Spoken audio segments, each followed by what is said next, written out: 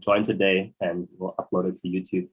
And yeah, that's always great for those who couldn't make it. And then, who are we? So it's Shiva, Manuel, and me. We're agile coaches from different companies.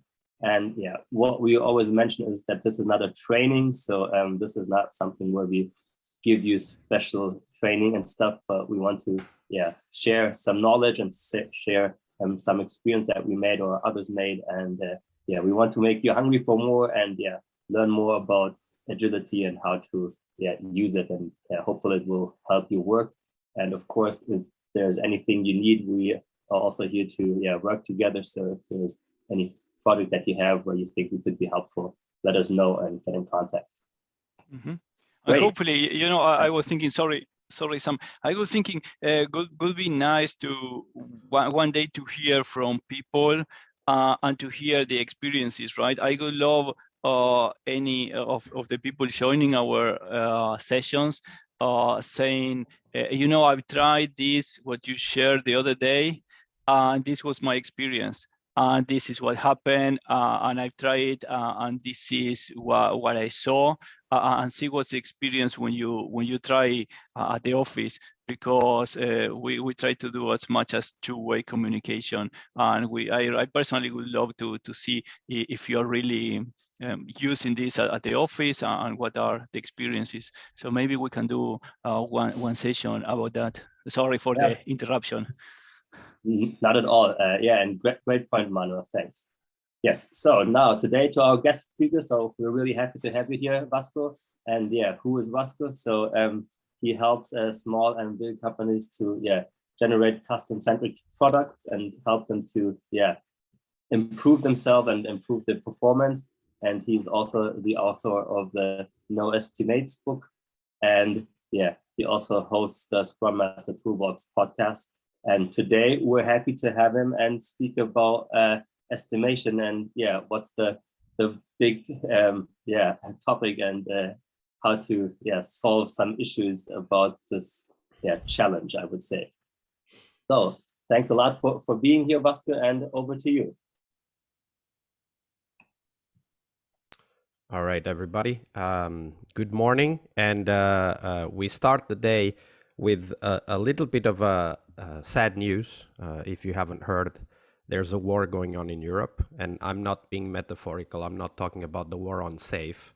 I'm talking about the real war that is going on. So I'm going to ask you guys to hold a minute of silence in hope that all of those families that are now in risk will be safe.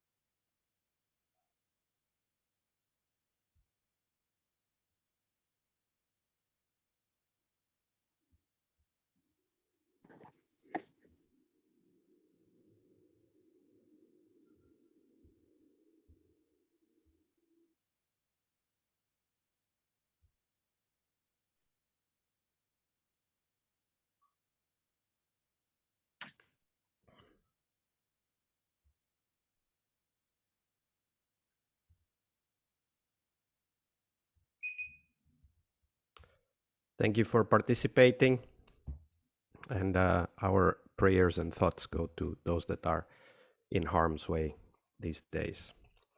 All right, so coming back to the topic, a bit about my background. I started as a traditional full-scale waterfall project manager. That's my background. I got certified, and not by the kids version of project management certification that many call the PMI, but rather by the adults version of it. It's called the IPMA. It's a federation of associations of project managers all over the world. It is based in Switzerland, so it's mostly European as a result. But in order to get certified, not only do you have to do a multi-hour exam, which is not multiple choice, but rather, you have to explain your thinking and how you got there. but you also have to be interviewed by 2 experienced project managers who will then decide whether you are worth it to be certified. As I went through that certification process, I kind of got the feeling that it was an important step, both for me, my career, and as well also for my knowledge. Of course, a few years later, I realized that a lot of the things that I learned in that certification and in the training, which lasted 3 months, by the way, to get that certification, were very useful, but not really applicable in all contexts. And one of those things that I learned is not applicable is this belief that you can know the future in the form of a method called estimation. And that's what I'm going to talk about today. Estimation can never work for very simple logical reasons. But today, I hope to prove through the use of simulation that actually it can't work for the very basic aspects that we hope it would work for. But before we go any further, I've just added to the chat a link which you can follow. Let me get, there we go. A link to the chat that was added, and you can follow that and get a copy of the book. There's no tricks. You sign up, and in the return email, you will get the copy of the book. It's completely free for your use, and the complete book. It's not part of the book, it's the whole book. So go ahead and check it out, because a lot of the questions that I usually get in these sessions are actually answered in the book. And I will say those, I welcome all kinds of questions. And of course, when a question comes that I think is better answered in the book, I will mention that. I will put the link in the chat again later on, but if you want, it's there now and you can go and download. So coming back to project management and this belief, I think we could call it that estimation is a good thing to do, and it's even useful for the intended purposes. A recent study, I think it was maybe 10 years ago or something like that. I don't 2022, so 20 years ago, 2002, by the University of Aalborg. They looked at 258 major international transport infrastructure projects, and that's a lot of projects, so it's not just a fluke. And they looked at many different years, and they found that the actual costs were on average 28% higher than the estimated costs. This number will show up again, so pay attention to that.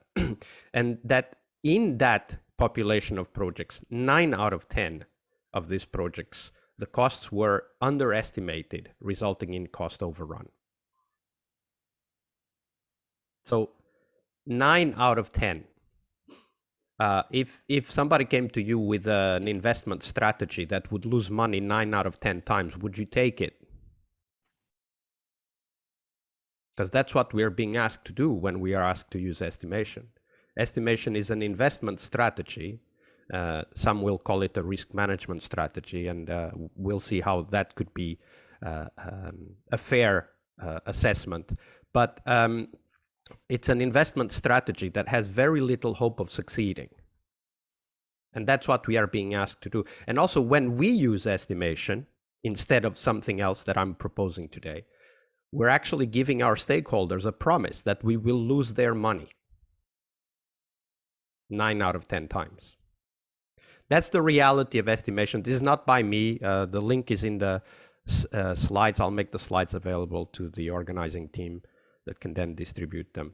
So you can go and check out the study. So if you want to contain costs or hit a deadline, estimation is really not the best way to do it. And especially estimation of this concept we call projects. And that's what the article clearly shows. So projects and estimation related to that are a bad investment strategy. And you're hearing this from a certified project manager, right? Like I started as a project manager. I didn't start as an agile coach. All right, so let me show you how bad it is. Let's take an hypothetical project. Let's say that the project is 10 tasks and the optimal duration of each task is 1 day, right? So like we're doing a toy project here, right? So that we can simulate it 1,000 times, which we will do, simulate it 1,000 times. And so once I simulated this project, a 10-task project, 1,000 times, this was the distribution of actual delivery date. So remember that 10 would be the perfect duration, right? Perfect estimation, 1 day each task, 10 tasks, that project lasts 10 days. And you see that the bulk of duration is here. And if we are going to see the 50% confidence line is 12.37 days, the 75% confidence line is 12.90 days, and the probability of a perfect estimate is 4.6%.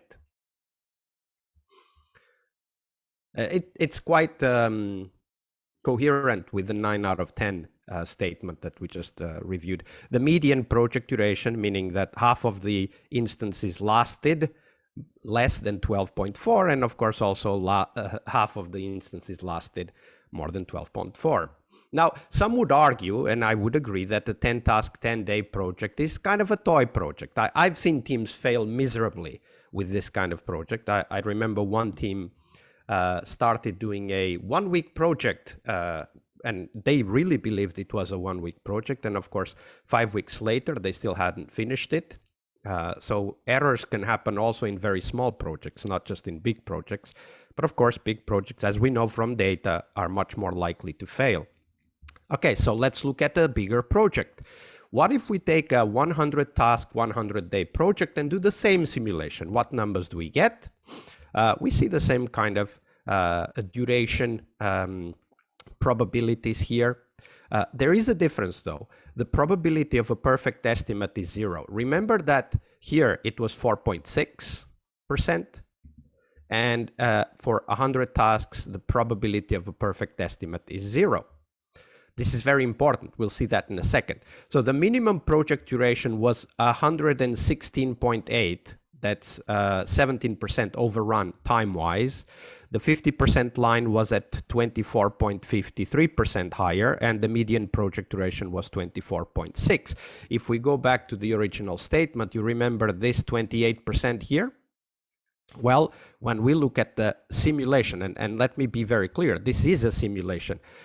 It's not a real project, but it's very close, right? It's about 25%, 24.6% higher than the perfect estimation. But then this raises another question. It's an interesting question from a project management and also portfolio management perspective, which is how quickly does it get that bad, right? So we went from having a 4.6% probability of delivering on time to having a 0% probability of delivering on time with the size of 100 tasks. But how quickly does it get that bad? In other words, is a project fragile to the size or number of tasks? And fragile here means something very specific, which means that the harm grows faster than the size of the project. What does that mean?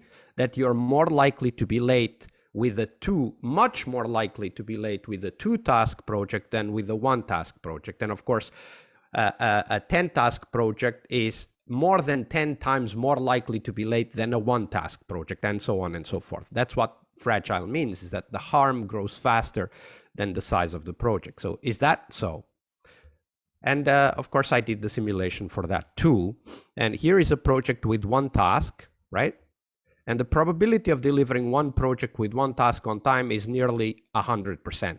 No surprise there, right? It's 1 task. Then if you do the same simulation for about 10 tasks, the probability is less than 0.2%. So 0.2 is here. Somewhere here is the probability of 10 tasks. But when you get to 30 tasks, the probability is nearly 0, right? This is very important. What this tells us, this curve tells us that the project estimate errors grow faster than the size of the project. Of course, this tells you something that we already knew. If anyone looking at the data already knew, that a lot of smaller projects is a hell of a lot better idea than one big project. And everybody should know this on this call. If you don't, I'm sorry for you, but this is the reality. So if you're in a big project, just break it down into smaller projects. No surprise, Scrum has time boxes of 2 weeks these days. Remember, in the initial Scrum, it was 4 weeks, and now it's 2 weeks. The XPers, the extreme programmers, were already many years ago arguing for 1-week iterations. Much better idea. Exactly because of this statement here. right? The errors that happen in your estimation grow faster than the size of the work that you need to do. So 2 weeks will be more than 100% more likely to be late than if you just do a 1 week plan, right? So that's something that we already knew in the Agile community. Somebody needs to mute. Thank you.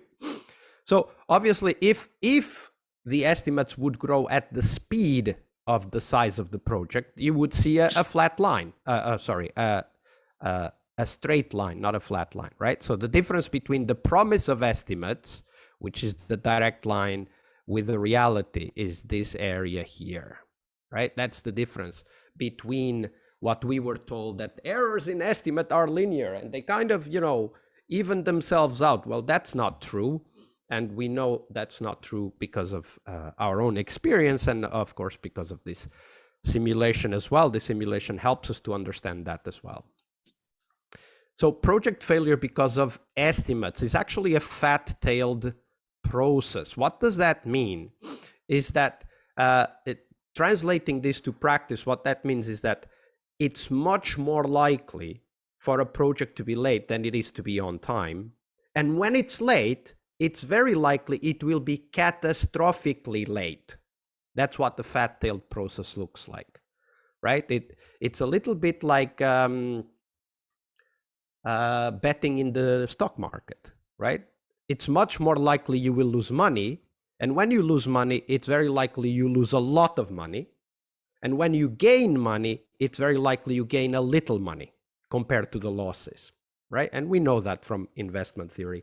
A lot of people have spent ungodly amounts of times trying to figure out how to beat the market, portfolio theory, extreme value theory, and all of those things. There's a lot of work going into that, and we still don't see people being extremely successful in the stock market, except in very short periods of time.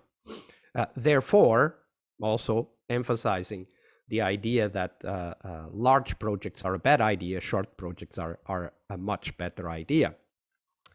When we studied estimation in project management, we were told that errors in estimation follow a random distribution. Some of you might call this a Gaussian distribution, right? So that the errors will be kind of evenly distributed over a median, and that's not the case. In fact, errors will probably follow a power law. We can discuss that later, but that's precisely what this graph shows us. There's a power law here, or an inverted power law. So errors tend to follow a power law, and therefore, and that, by the way, that's what this article says here. And again, you can read it. The link will be on the slides, which will be shared, which is entirely consistent with the previous slide. So this slide right here. All right. So the question is, I won't bother you with examples. I'll go straight to the solution. The question is, so how do we do it then? Like, you're telling us estimation doesn't work, but what are you presenting? What's the alternative? I hear you ask. And that's a very good question. And that's the question that started my own investigation. I started looking into no estimates in 2008. It wasn't called no estimates back then. The no estimates hashtag was coined by Woody Zuil on Twitter. My own hashtag, which I started earlier than that, was called EST-Waste, E-S-T waste, for estimation is waste.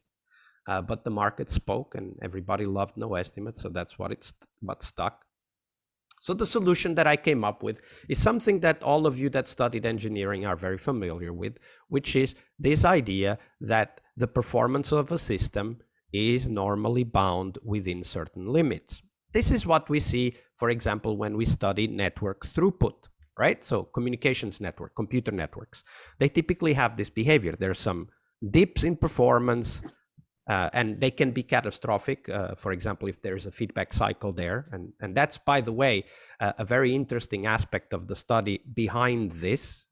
We won't talk about that now, but that's where fractal mathematics came from and so on. So it's a very interesting field of study. But the point is that when you look at the performance of a computer network, you will see, or even a phone network, or even a road network, you will see this throughput line going up and down, up and down, up and down within certain bounds. And that's very important for us, because this is what the throughput of a team looks like, and you can see the same behavior, right? So below here in this graph, you will see that there's the number of items completed, and it oscillates. It can go all the way to 23, or it can be 0. Pretty normal, but the majority of the data points are oscillating between a certain set of limits, or control limits, as we would call them, and therefore entirely predictable. So what this tells us is that our rate of delivery will be the same over time unless significant changes happen to the team or the system. This is a very important statement, because if you believe this, and you can test this in your own project looking at similar data like I did here, if you believe this, you can now start to plan the future based on the information you have about the present and the past.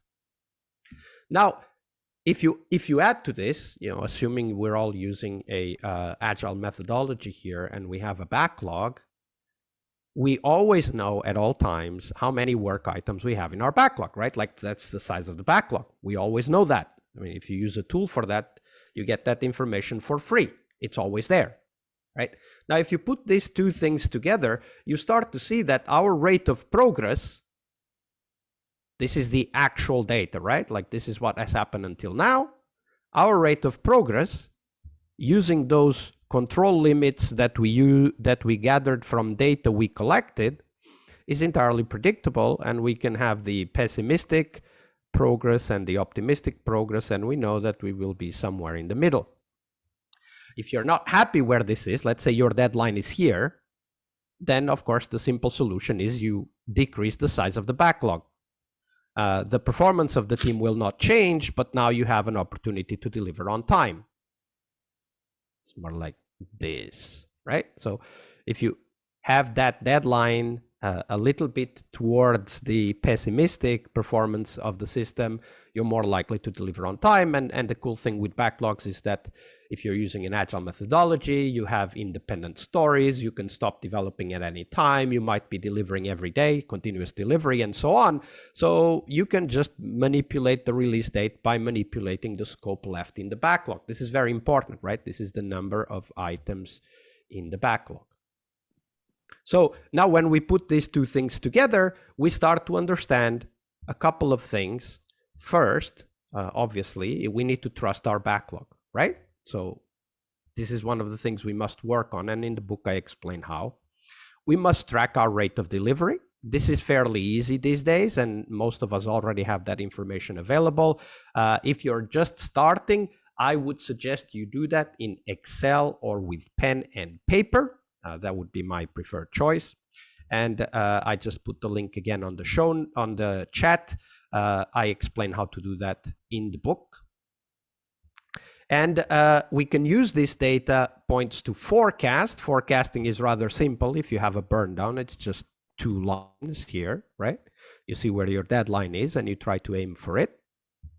And the most important part, which was the last point that I made, we know that scope management is the only solution to delivering on time, right? No estimation will help you, but scope management will.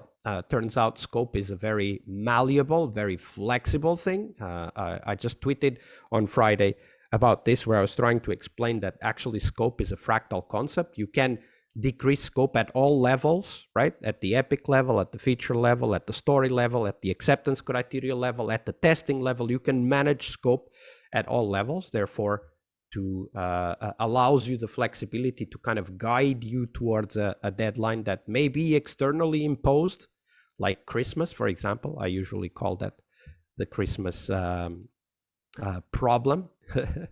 And this is where the presentation would end, but I actually have a small bonus for you guys, then we can open up for questions.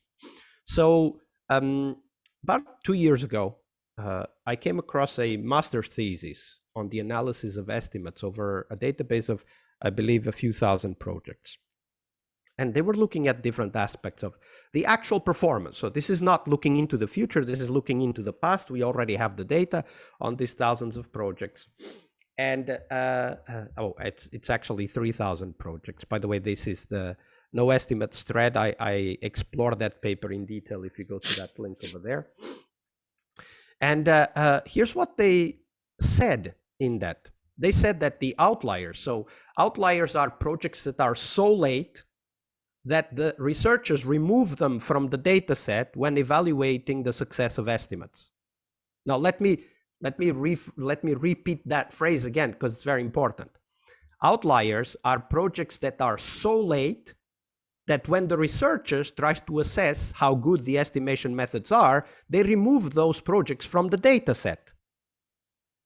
Now, if that's not completely stupid, I don't know what would be. Because this is the same as you doing an evaluation on an investment strategy and removing the investment decisions that had the worst impact, right? You're trying to say, how is this investment strategy, right? Like how can I use it in the future? And then on purpose, you would remove the worst performance of that investment strategy out of the data set to evaluate the success of that investment strategy. This makes no bloody sense.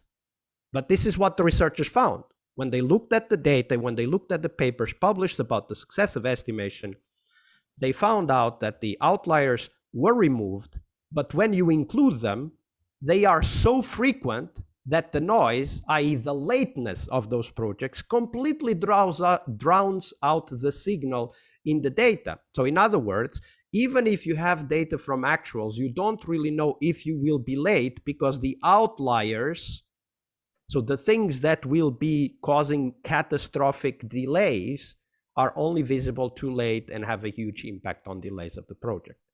And by the way, this is why I always advocate for the use of a very simple tool.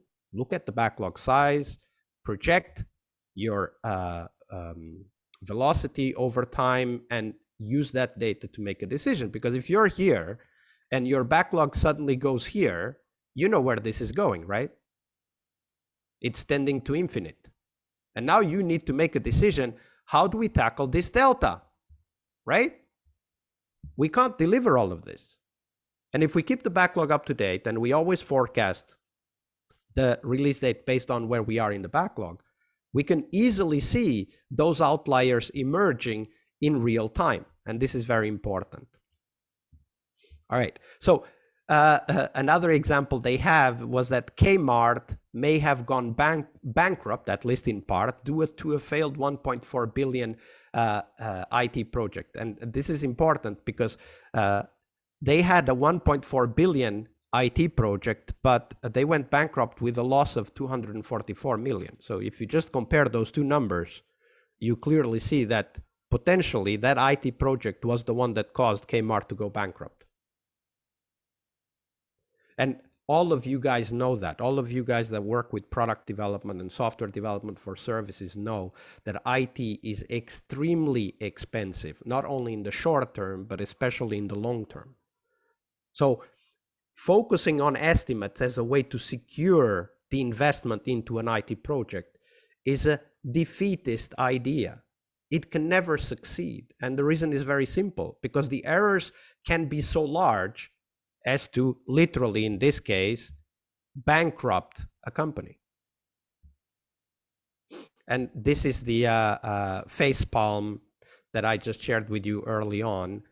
Researchers, when faced with a large amount of extreme cost and schedule overrun in IT projects, chose to ignore those and used only observations that fit the normal distribution, therefore hiding the fat-tailedness of estimation errors. This is why still today many people in the world believe that estimates can work. It's because the data on the failures of estimation is being ignored. And I hope that through this presentation I was able to show you why you should never trust your estimates, especially when you are the one making them.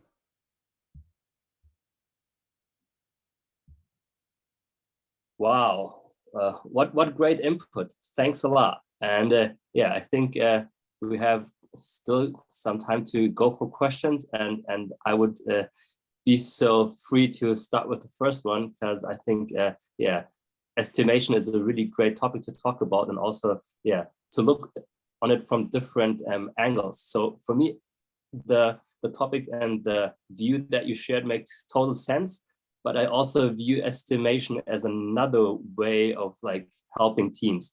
So my question is like, do you mean with no estimation that people should not estimate at all? Or like, for the given example, what do you think about? So what we do in our teams is to estimate story points on a user story. And then the one person would say, I think it's like 8 story points. And the other person would say, I only think it's two story points. And then, of course, we discuss about like why the one person thinks it's bigger and the other one thinks it's smaller. So then there's a conversation where people talk about like why they estimated those numbers. And then they realize, okay, perhaps the one person didn't think about like this scope or this thing that they need to do. And then they, have this conversation, which I think is really helpful in terms of like estimating. Of course, this is a complete, for me, different topic, like compared to what you said, but still, for me, it goes into the topic of estimation. So what are your thoughts on that? Yeah, so let me just say that I've heard that question many times. You are not the first, and therefore you're not the only one, the last one either, to ask that question. And I'm reminded that in 2008, I wrote a blog post, which is still public and anyone can go and check it out, that said exactly the same thing. I added one thing to the end. So I said what you just said, and then I said, but throw away the numbers. Now, I'm sure most of the teams you do that with do not throw away the numbers, and that's a problem in itself. But I did have that perspective. And of course, I have evolved my perspective over the years. So let me share what I think is a better option to have that conversation. So here's the what I call the work complexity relative evaluation. And instead of asking people, is this a 3, a 5, or an 8, which I think is, I'll just put this as an example. For a junior developer, a 3, maybe 5 days. For a senior developer, a 3, maybe 1 afternoon. For a junior developer, something may be an 8, and for a senior developer, something, the same thing, may be a 1. Like, we don't know. Right? So I would rather be specific. Is it higher social complexity? Meaning, do we have to, get a lot of approvals, talk to many teams, depend on an external supplier? Or is it higher technical complexity? Is it something that, just by the nature of it, it's highly complex, like calculating taxation in Germany, for example, right? Going to the moon, that's easy. But calculating taxes in Germany, you don't want to do that. Right? It's a lot more complicated. Okay, so if we have these two things, is it a social complex story or is it a technical complex story? We can then take certain heuristics to break that complexity down. For example, if it's a very high social complexity story, but low technical complexity, you may want to consider the interfaces. And we know that because we know about Conway's law, and we know that a lot of complexity comes from how those teams interact. And a very simple technique would be establish an API, have a 2-day workshop, go off-site, write the API down, write the contract tests for it, and then go home. And that's it. Now you have something that allows you to manage the interface complexity, meaning the people interface complexity. Right. Now, if it's something that is, on the contrary, higher technical complexity, but low on the social complexity, you can do a divide and conquer strategy, right? You can break that down into smaller modules, assign them separately, and solve one at a time, and so on. Like top-down programming is one example of how to deal with that. Okay. If it's both high social complexity, so many teams involved, and high technical complexity, you may want to change the architecture or even change the teams. This is, by the way, one of the reasons to start a feature team, is to break down both the higher social and higher technical complexity. That's one of the examples. And of course, if it's low on those two scales, you just do it. Forget about it. Just get it done, right? I find this conversation to be much more useful than whether it's a 3 or a 5 or an 8, right? And there's another tip on top of that, which is just ask the developers in the team, developers and testers, if we start today, can we finish it tomorrow? If you just ask that question and they say, I'm not sure, you slice that story down, right? Remember that a big story, like a big project, is more likely to be late than a smaller story. So you want to go to smaller, right? So that's one other type of conversation. And to tackle that topic of the quality of conversations, a lot of people say that when you have estimates, you can actually get better conversations because you talk about how big something is. Well, this is the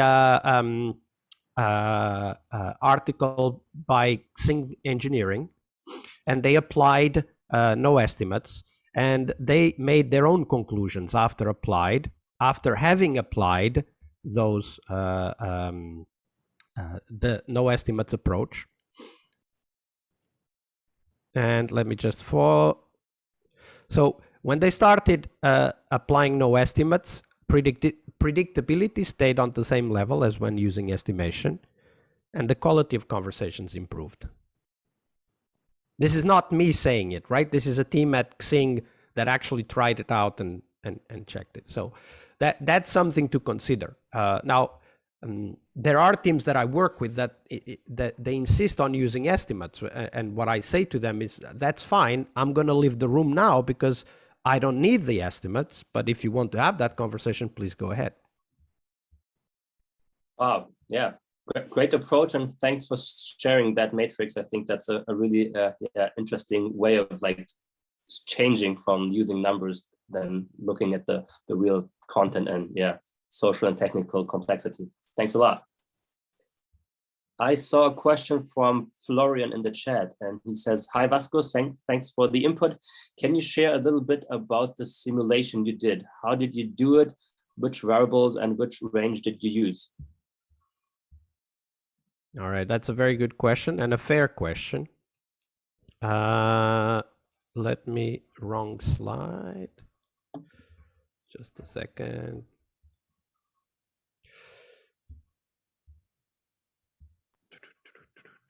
Let me share again.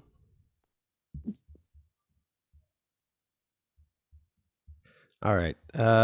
Tell me if you can see the simulation results. Yep. We do. All right. So what I did for this is a very simple simulation approach. I would even say probably simplistic simulation approach. Every task had a probability of duration, and that probability of duration was a parameterized Weibull distribution. I won't bore you with the details, but Weibull basically means that you have a distribution of the actuals versus estimated, something like this, right? So it's right skewed. So the median would be something like here, like here, rather, or something like there, doesn't matter. But that means that the majority of the actuals would be to the right of the median, to the right of the average. And the idea is that it's much more likely that a task is slightly late than it is that it's catastrophically late, right? That we are all familiar with that, right? Like, 1 day late on a 2-day task or 1 day late on a 5-day task. That's quite normal, right? That's one would even argue that's what Parkinson's law already predicted many centuries ago. The idea is that Weibull, though, is a very optimistic distribution for the actual duration of a task, because Weibull is bound on the right. It's not infinite, right? In reality, task duration may be more like this, and being right skewed, but also with almost no end to the right tail. So very long tail. What that means is that it's very likely that you will be on time. It's probable that you will be slightly late, but once in a while, there will be a task that will be, 2.5, 3 times, 5 times longer than what you expected, right? So I'm using this, which is a very optimistic actual distribution of times. I'm not using this, although this is more likely to be the case. I'm also in the simulation not assuming changes of scope in the middle. We could add that to the simulation and so on. And you're all familiar with that. Changes of scope are a very natural situation in software projects. So I'm not using that. I'm not simulating the input changes. So the changes of scope during the middle of the project. It's a 10 task, and it's 10 task at the start, 10 task at the end. So all in all, this simulation is a very optimistic view of how projects actually happen. And this is important. This statement is important because in reality, you have scope changes and you have a power law distribution of actuals, or at least a Weibull plus a power law, which means that there's a very, very long tail of possible actuals for any task, which means that some tasks might be 3, 4, 5, 10 times more than what was originally estimated. And then what I did is that I assumed that these 10 tasks are the critical path of the project. So they happen one after the other. You can't have multiple tasks happening at the same time.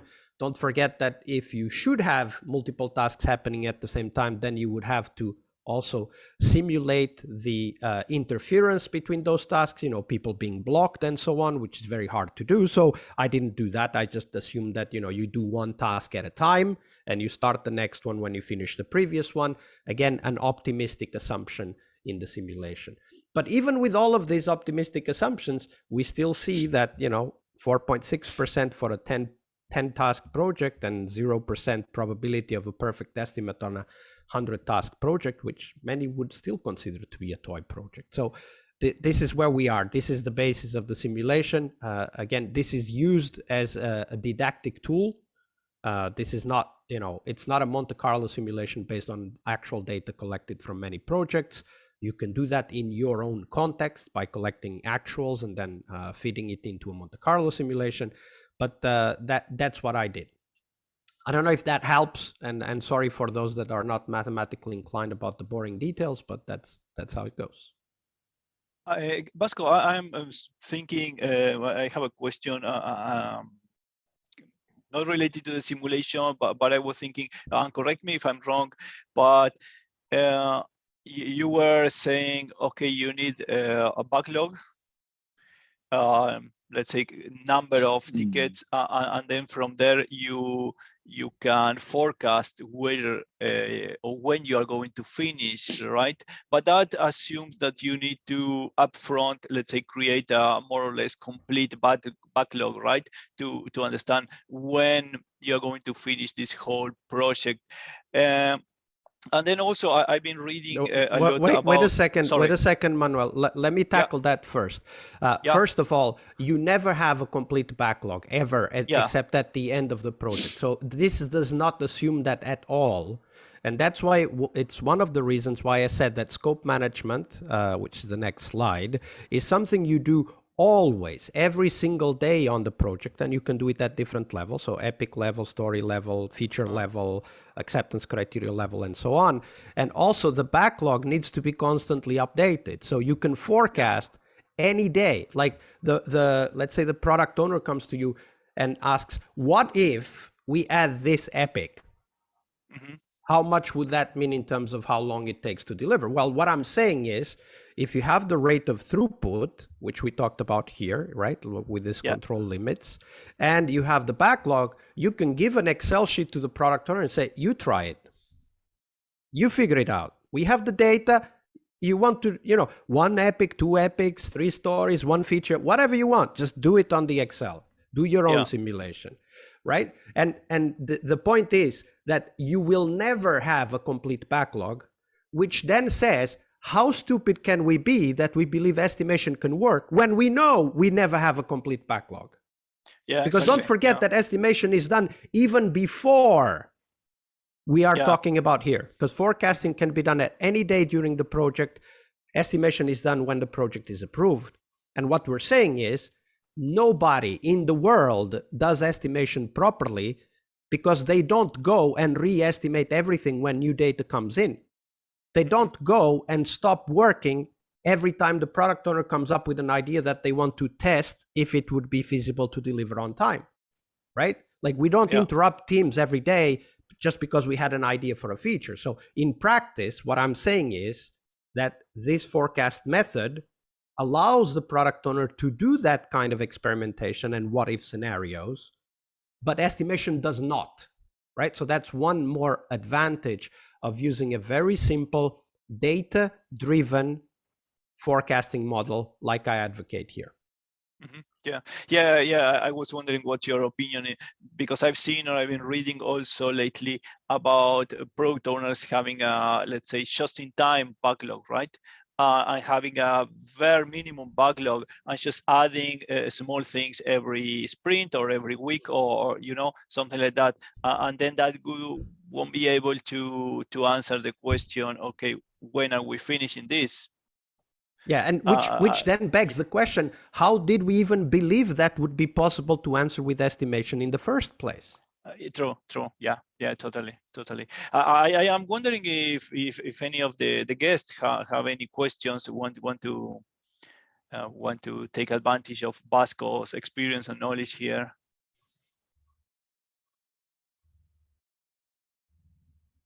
You can unmute yourself, or you can just use the chat as you feel more comfortable.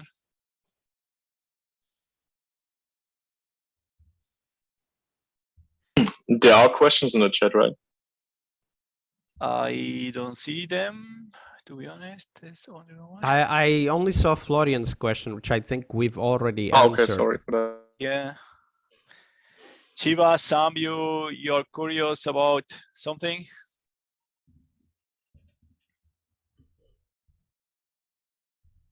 I hope we didn't lose them. No, we are all fine here. from my side.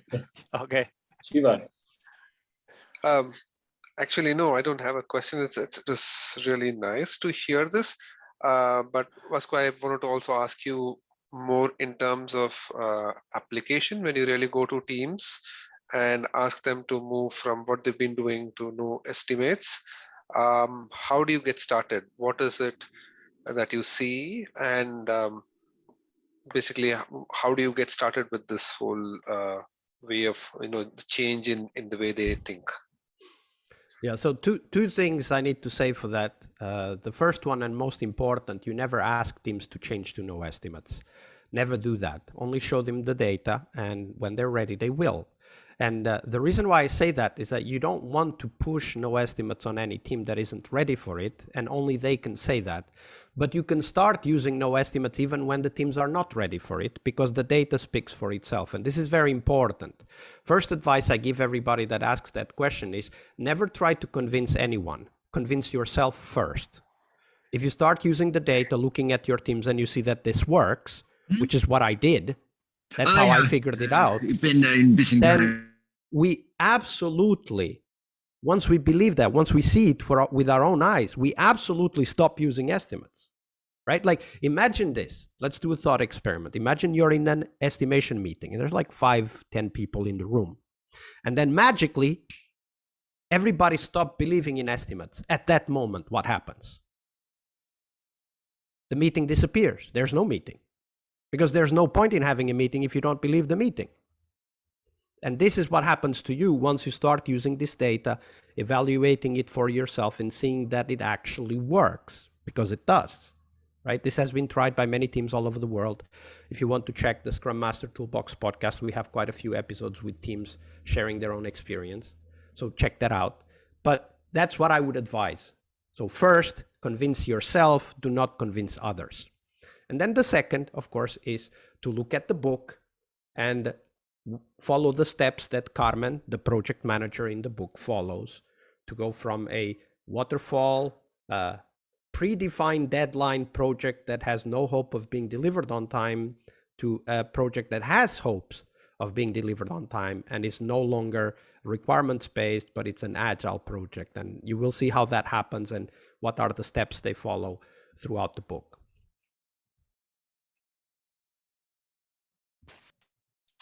Thank you. There's one more question. Perhaps Florian, you want to ask the question yourself? Sure.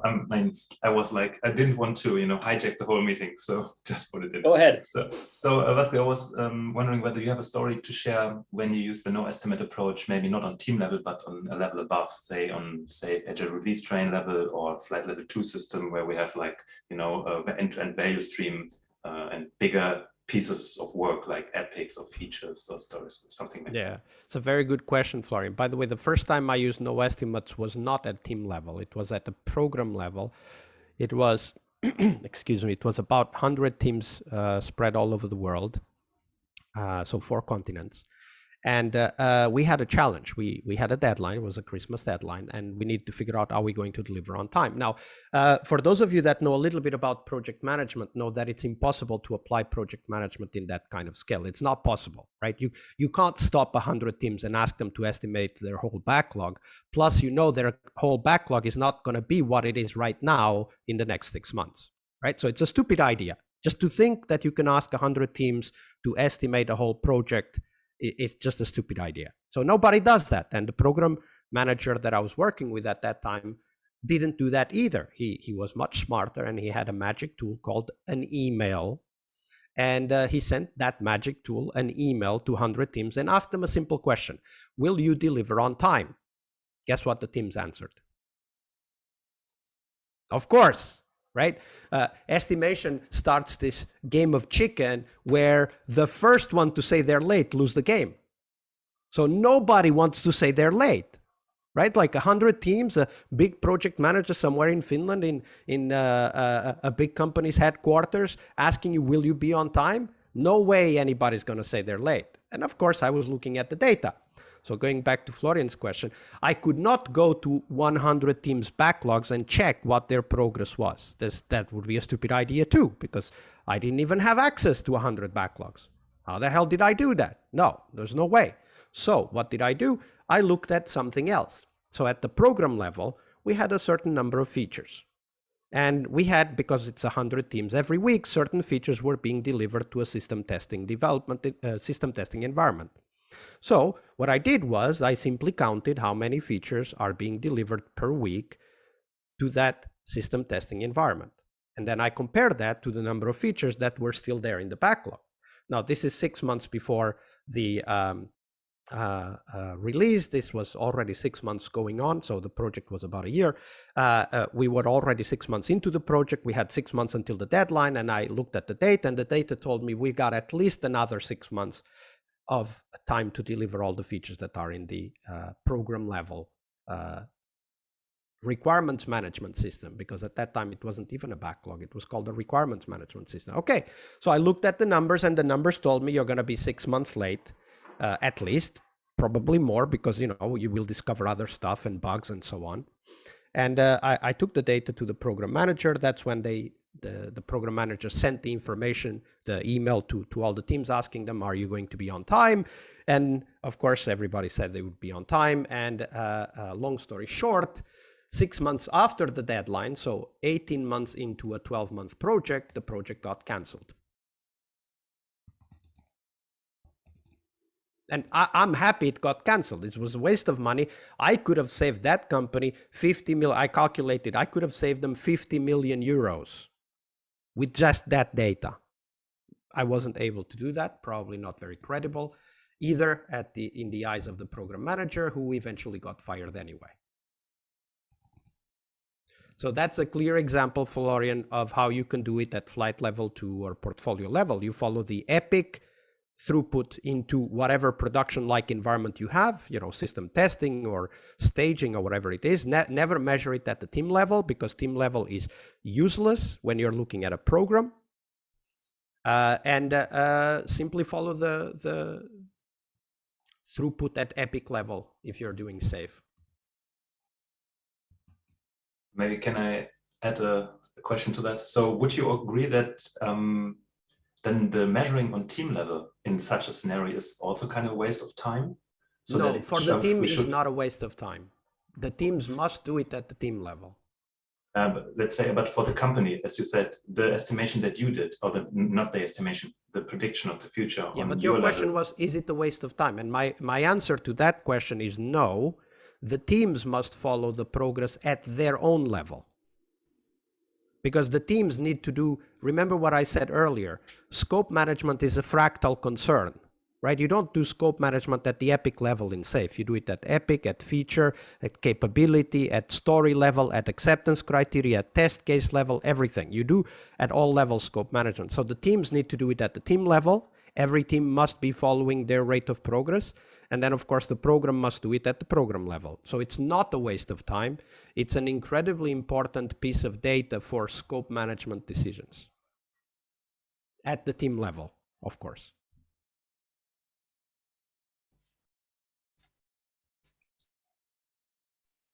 Great. So I think we're almost at the end. We have a few minutes left.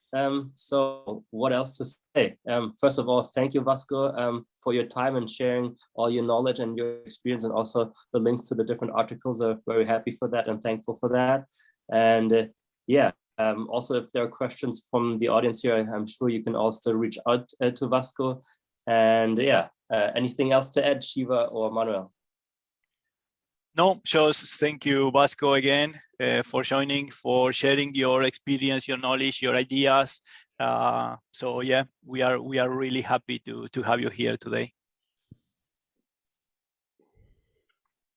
Thank you. Yeah, I have pretty much the same to say. Yeah, very useful conversation. Thank you so much for that.